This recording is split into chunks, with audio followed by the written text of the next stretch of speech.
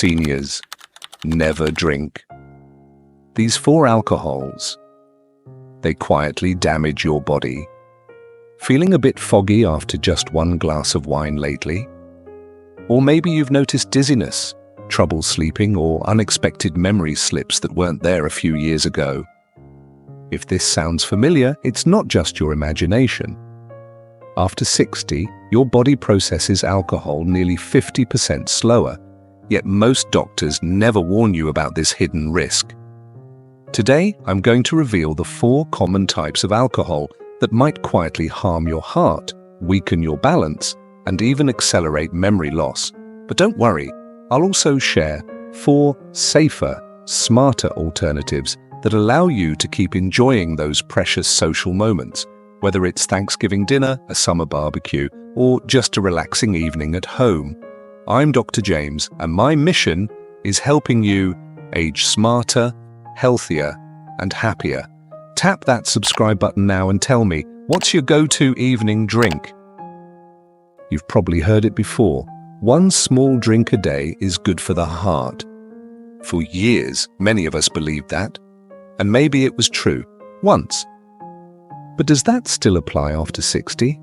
Let me introduce you to Frank, a 71-year-old retired teacher who enjoyed a single glass of scotch every evening. It was part of his nightly routine, nothing excessive.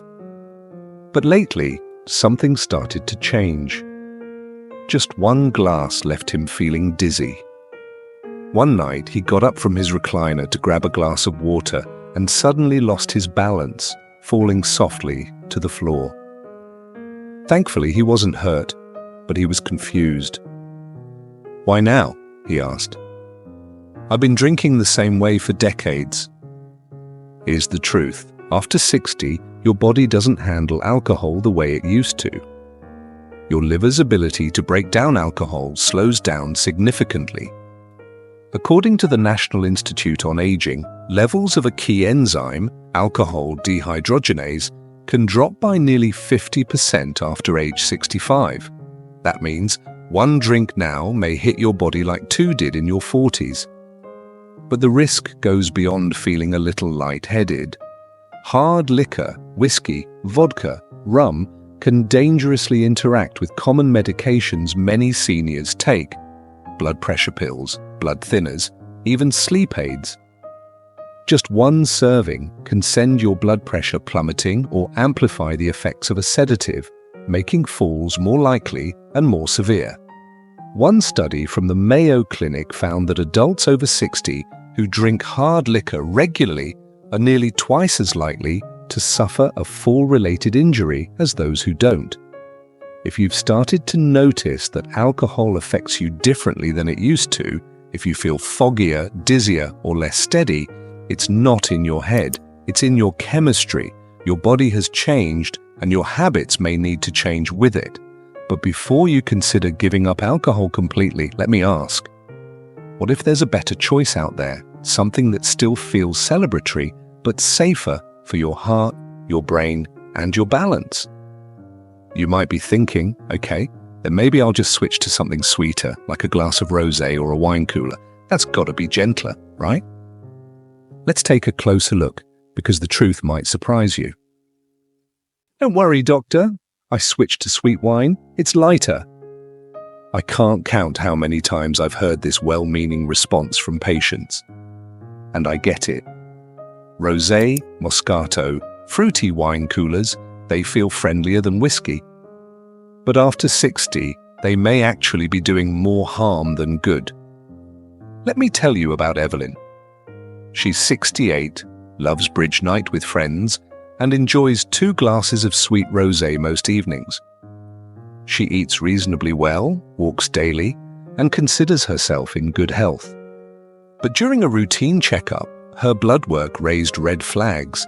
Her blood sugar was creeping toward pre-diabetic levels, and inflammation markers were unusually high.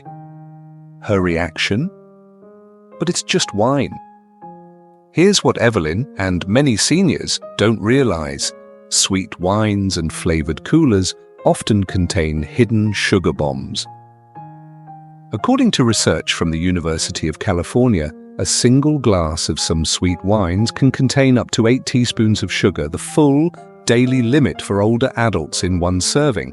Now imagine what happens when this sugar pairs with alcohol in an aging body. As we age, our ability to regulate both blood sugar and alcohol declines. Together, they create a metabolic storm. Sugar spikes, inflammation flares, and the liver struggles to manage the load. Over time, this can fuel conditions like type 2 diabetes, fatty liver, and even memory loss. And those wine coolers, often worse, many are loaded with artificial sweeteners and synthetic flavoring agents, which may further disrupt gut health and digestion in older adults. But the biggest issue might not be the drink itself, it's the social pressure to join in. Evelyn once told me, "I feel awkward not holding a glass when everyone else is sipping something pink." So here's a tip that works beautifully. The next time someone offers you a drink, try saying, "I'm watching my sugar intake for my heart health." It's polite, truthful, and hard to argue with. Of course, many people think beer is a better alternative, lighter, cheaper, easier on the body. Let's take a closer look at that assumption next. Because what's hiding inside that can of light beer may not be so light after all. Don't worry, Doc, I switched to light beer. It's mostly water anyway, right? That's a common belief, especially among men trying to make a healthier choice. New research suggests that this switch might not be as safe as you think, especially after 60. Take Charles, for example. He's 66 and joined our long-term wellness study last year. After decades of enjoying a nightly whiskey, he switched to light beer, thinking it was a safer option. 1 or 2 bottles with dinner, nothing excessive. 6 months later, he began experiencing stabbing pain in his big toe and swelling in his knees. Blood work revealed sky-high uric acid levels, a clear sign of gout. He was stunned. "But it's just light beer," he told me. Here's what many seniors don't know. Beer contains purines, compounds that break down into uric acid in the body. In younger adults, the kidneys can easily filter it out. But after 60, kidney function typically declines by 30% or more. That excess uric acid, it builds up, crystallizes, and settles in the joints, especially the feet. The result, sudden, painful flares that can make walking unbearable. And there's another hidden consequence of beer, one you might not connect right away. Sleep fragmentation. You might feel relaxed after a beer, even drowsy. But studies show that alcohol, especially beer, disrupts deep sleep cycles. Particularly in older adults, it causes more frequent awakenings throughout the night and reduces the brain's ability to clear toxins, that groggy, heavy feeling in the morning. It's not just aging, it's biology. Here's the silver lining. You don't have to stop going to the backyard, BBQ, or sit empty-handed at social events. One simple, research-backed strategy: hold a non-alcoholic drink from the start. Whether it's sparkling water, kombucha, or a fancy mocktail, people are far less likely to offer you something else when they see a glass already in your hand. Still, of all the drinks we've talked about, there's one category that's especially deceptive because it's colorful, festive, and dangerously easy to overdo. Let's talk about cocktails and why they might be the biggest trap of all. Cocktails look harmless. They're festive, colorful, and often associated with laughter, music, and celebration. But for seniors, especially those on medication, they may be the most dangerous drink of all. Let's look at Monica's story. She's 70, vibrant, and loved her weekly margarita nights with longtime friends. It was tradition, something that made her feel young again. But over the course of 2 years, her blood pressure crept higher, and she developed heart rhythm irregularities that left her feeling anxious and fatigued. At first, no one suspected the cocktails, but when we reviewed her lifestyle and prescriptions, the connection became clear. Here's why. Cocktails deliver a double hit. They combine high-proof alcohol with sugary mixers, fruit juices, and flavorings that disguise the alcohol's strength. You don't taste how strong the drink is until your body feels it. And for seniors on common medications, this creates a perfect storm. If you take lisinopril, a blood pressure medication, a cocktail can cause your blood pressure to drop too low, leading to dizziness or fainting. If you're on a statin and your drink includes grapefruit juice, common in some margaritas and fruity mixes, your risk of muscle damage increases by over 50%. Even mild sleep aids, when combined with cocktails, can trigger dangerous respiratory depression hours after drinking. It's no wonder that the CDC reports cocktails are responsible for more alcohol-related ER visits among seniors than any other type of drink.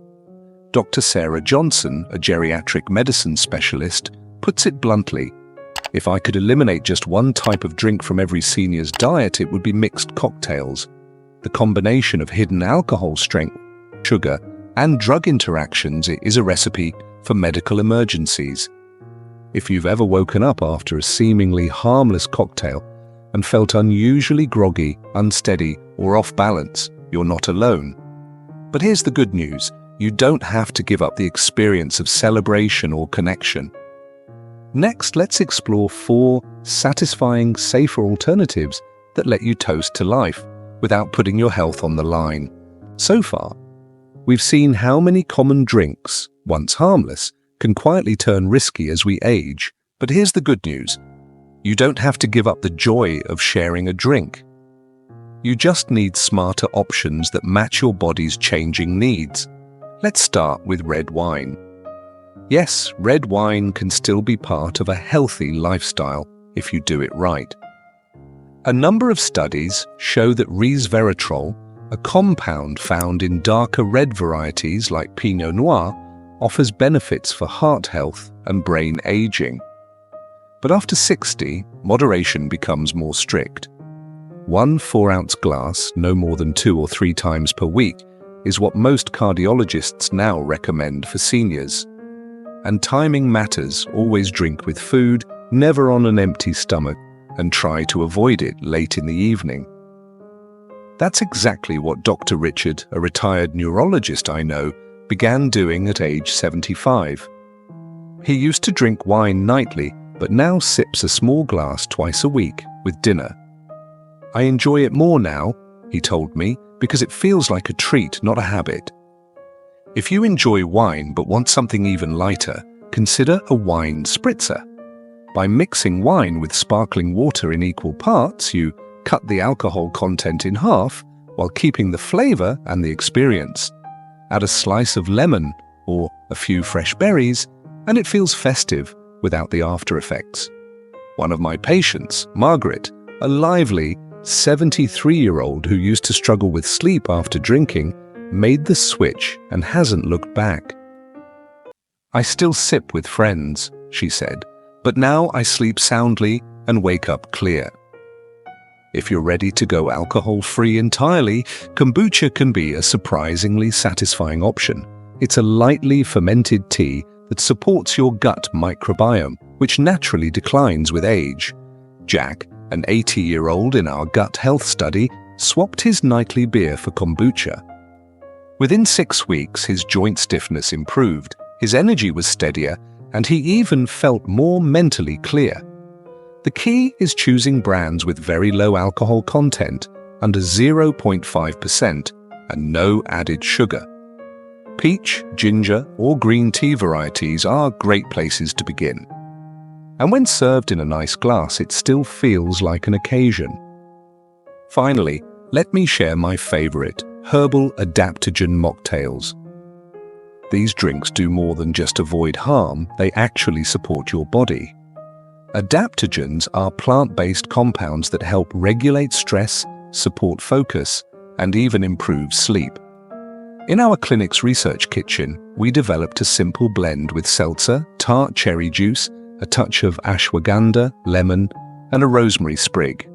It looks elegant, tastes refreshing, and many of our patients report improved sleep within days. James, a retired bartender now 85, helped us refine the recipe. "It gives me the same relaxed feeling I used to get from scotch," he said. but now I wake up sharp instead of sluggish. You see, making a change doesn't have to mean sacrifice. It can mean upgrading, honoring your body's needs while still celebrating life. Which of these alternatives would you try first? I'd love to hear your thoughts in the comments. As we age, our bodies change in subtle but powerful ways. The drinks we once enjoyed without a second thought may now affect our sleep, our balance, our memory, and even our medications. But that doesn't mean giving up the moments that bring us joy. What it means is adapting with wisdom. By replacing just one drink a week with a healthier alternative, you might sleep better, feel sharper in the morning, and regain a sense of balance, both physically and emotionally. And for many of my patients, the difference isn't just noticeable, it's life-changing. You've now learned which drinks to avoid and what to choose instead. The next step is yours. Choose one small swap this week. Notice how your body responds, then keep going from there. I'd love to know, what drink have you been enjoying lately, and are you open to trying something new? Your story might be exactly what another viewer needs to hear.